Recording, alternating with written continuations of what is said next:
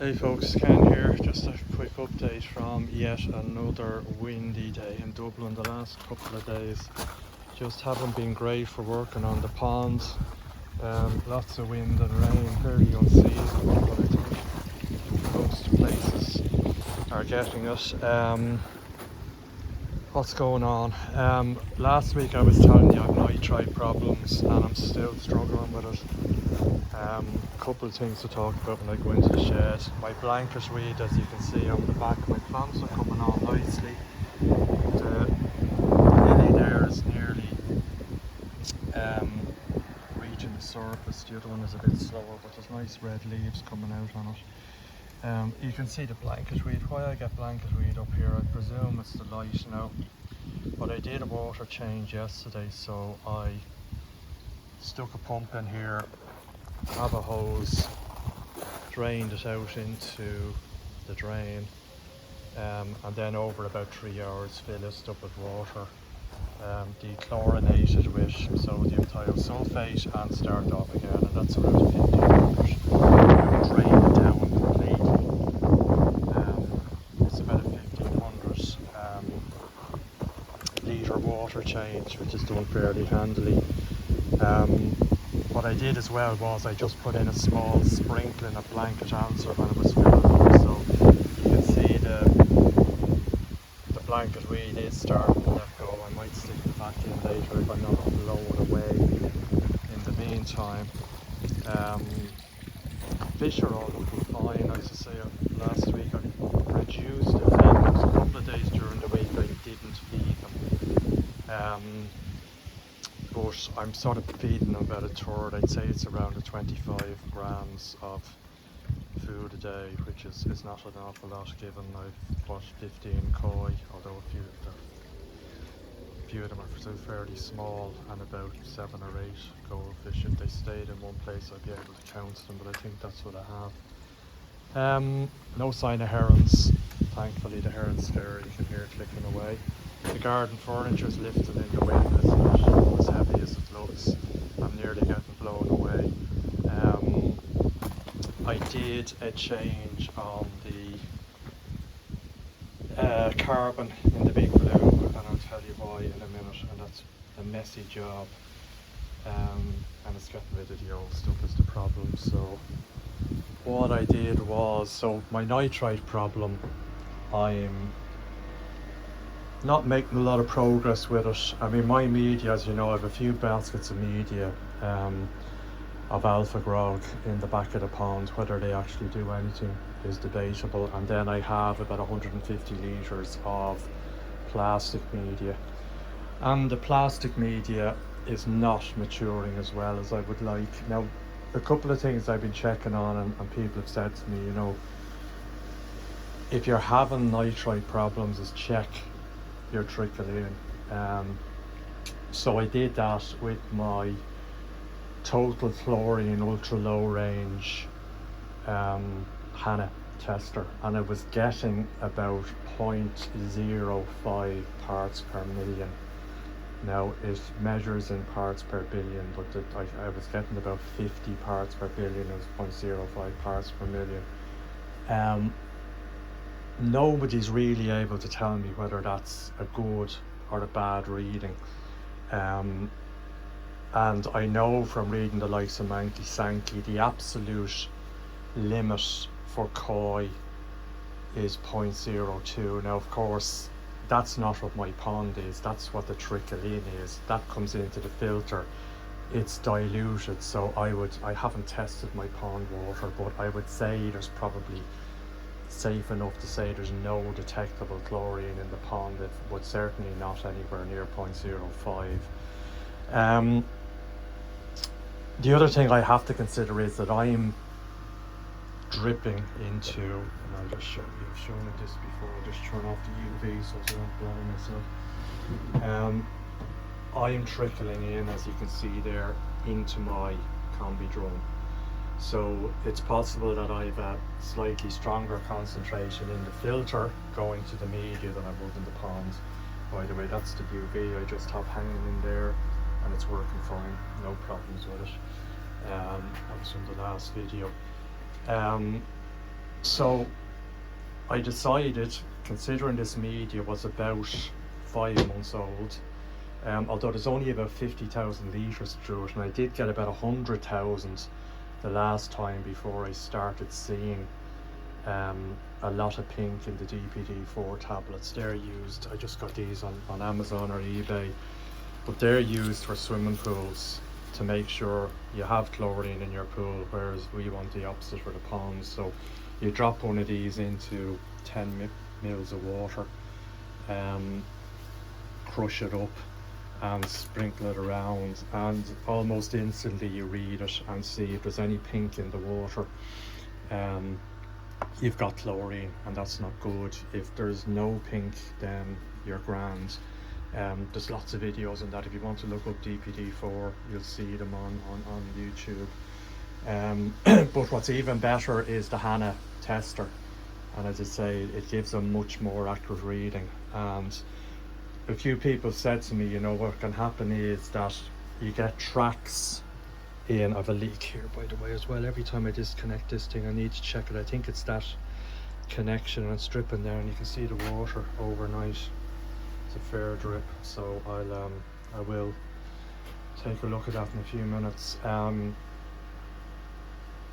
What was I saying there with the big blue, that you can get tracks through it where the water's not circulating completely around the media, it's just going around the same small piece of media every time. So to take it out, give it a good shake, give it a good roll, and then connect up, this is the inlet here, connect up a hose pipe to here and basically reverse flush it. I did that.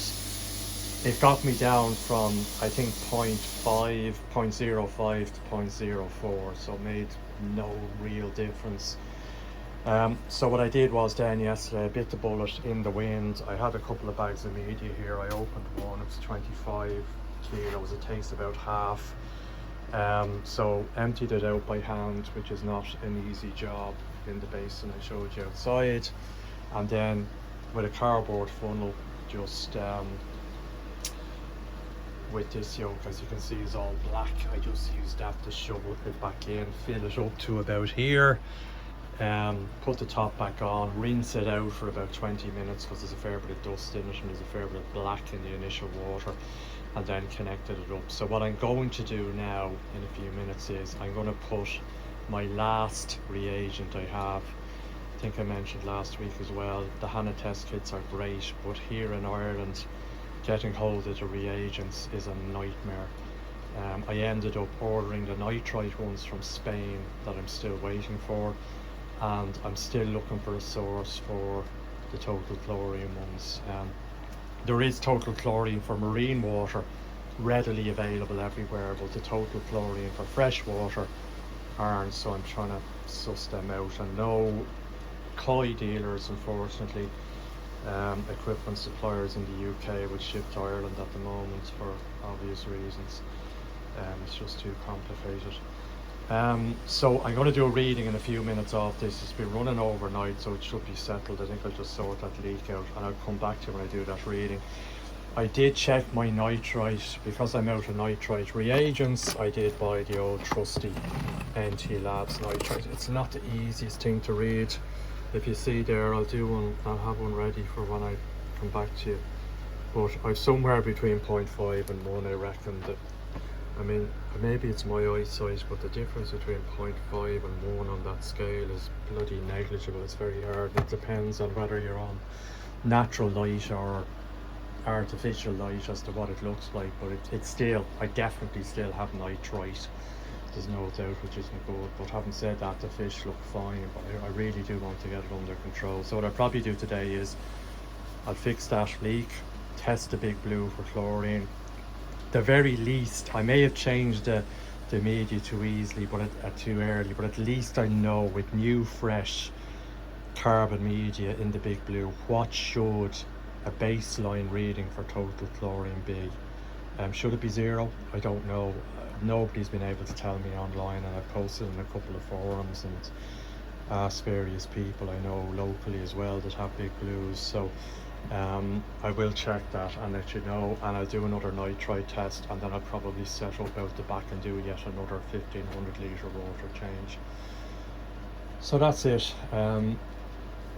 That's a hassle I'd rather not have, and was hoping I wouldn't have at this stage of being set up for over about 18 months, but it does appear that nitrite problems, from what I've read on, are not unusual, and plastic media for nitrite does take its time to mature. People with backy showers seem to fare a lot better when it comes to nitrite. My pond, you've seen it, it's standalone out there. Not too sure it lends itself to a backy shower. I could probably do something in here with some sort of shower, crystal bio shower or something I've been thinking about. I think if I got a wind like I do today outside, I'm on the coast here, it's very exposed, and I think the backy shower would end up in the pond, to be honest with you, unless I absolutely nailed it to the edge. So that's it. I'm going to do a bit of fixing up here. I'll test the water and I'll come back to you and let you know how I'm getting on. Cheers. Right guys, just coming back to you. First of all, don't want to drop the camera. I did replace that connection, and there's also a little O-ring inside on the male connection, as you know, with these hose lock things. Just to be sure, I changed that as well. It leaked with the other connector I'd on it previously when I did the carbon, when I disconnected it, but I manoeuvred it to stop it leaking, so I wasn't too sure whether it was this connector. Now it relies on the O-ring, I think, on the male part for the seal. So anyway, which it was, I'm not sure, but I had a spare one of these and I changed the O-ring and we're good to go. Just let that water dry up. In terms of my nitrite, I don't know if you can see there, I don't know, it's just so subtle, the changes, and it's under, I would say, between 0.5 and 1. I don't think it's dark enough to be 2, but it depends on the light and how you hold it, close to or far away from the white. But anyway, there's nitrite there and I've got a problem. The good news is on the total chlorine, and this is parts per billion, 0. So I think, suffice to say, I had a problem with the Big Blue. So I wonder, when I had chlorine, some chlorine going in here, it would have hit the plastic media. The nitrite, I'm reading, bacteria are a little bit more delicate than the ammonia to nitrite, the nitrite to nitrate bacteria. So I wonder, was that the problem? Could it be? Nice to see now with new media that is a solid 0. There is no chlorine whatsoever, 0 parts per billion. So I'm very happy with that. That's good. I would have been slightly perplexed if I'd seen the same reading as I got before I changed the media, but I'm not. So that tells me the media needs to be changed. So I'll get more reagents for that, and I think at least every 2 weeks when I do my bottom drain flush is just get into the habit of checking the Big Blue and make sure, because as I say, now maybe I had a problem last year and I didn't realise it, but I felt it was close to 100,000 litres. And actually I need to reset this, that just reminds me, I don't know if you can see it there, if I do display, it's 54,000. I didn't just reset that. Let's reset. So that just tells me from the media change, it's useful to know.